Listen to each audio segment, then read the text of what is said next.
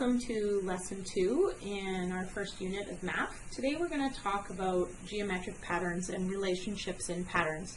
So geometric patterns continue on indefinitely in any type of pattern. We often refer to these as matchstick patterns or matchstick problems because we can construct them from matchsticks. So if you look here, each of these would be considered a matchstick or a toothpick. So for this pattern here, we may wish to know how many matchsticks are necessary to create a future diagram.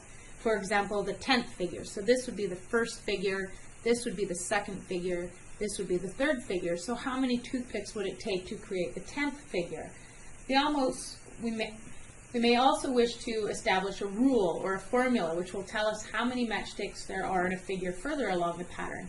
Now that rule and formula should work so that no matter which pattern you want to find the answer for, it would work for every single one.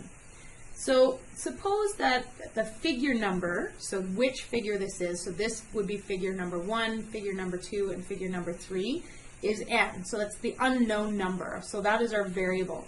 And the number of matches needed to create that figure we would call big M. So in this, figure n is 1, and the number of matches for the big M would be 4. 1, 2, 3, 4. So from the first 4 figures in the pattern, we can create a summary table. So our figure number, again, is n. So our first figure here has 4 matchsticks.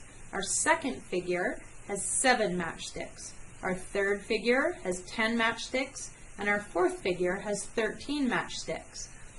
So each time the figure number increases by 1, 1, 2, 3, 4, the number of matches, M, increases by 3. So from 4 to 7 is 3, 7 to 10 is 3, and 10 to 13 is 3. So by using the product notation, in product notation we use to make our expressions simpler, we agree to omit the multiple sign whenever possible and write our numbers in products before the variables. So M then, this number here, equals 3n plus 1. And what does that mean exactly? To help understand how this formula relates to the pattern, we can construct a more detailed table. So here's our figure number 1. Here's our figure, 4 matchsticks. How do we know that it's 3 times one figure plus 1? Well, we know it goes up by 3s.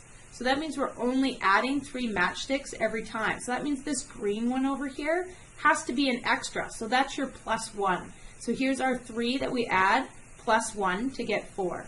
So here's our initial 3. We add 3 more, plus 1. So now we have 2 figures times 3 plus 1 is 7. 3 times 3 is 9, plus 1 is 10. And 4 times 3 is 12, plus 1 gives us our 13. So we can use this pattern to predict that our 10th figure then would be 10 times 3, which is 30, plus 1, which is 31. So we would know that our 10th figure over here would have 31 matches in it. We could do the same thing for the 100th figure. 100 times 3 is 300, plus 1 is 301 matches. So if we go back and look at this one, we would say the same thing. So here we've got figure 1 is 1, 2, 3 matches. Okay, figure 2, 1, 2, 3, 4, 5 matches. So we're going from 3 to 5. So this time we're increasing by 2. So that means this has to be 2 plus 1. 2, 2 plus 1. 1, 2, 1, 2, 1, 2 plus 1. Okay, so this would be 1, 3, 2, 5, 3, 7. So what would our formula here be? See if you can figure it out.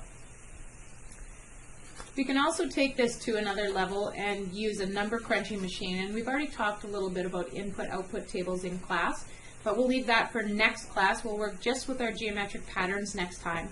So come to class, see if you can figure out what the pattern for this one would be, or the rule or the formula as you will, and we'll talk more about this and do some practice at this next class.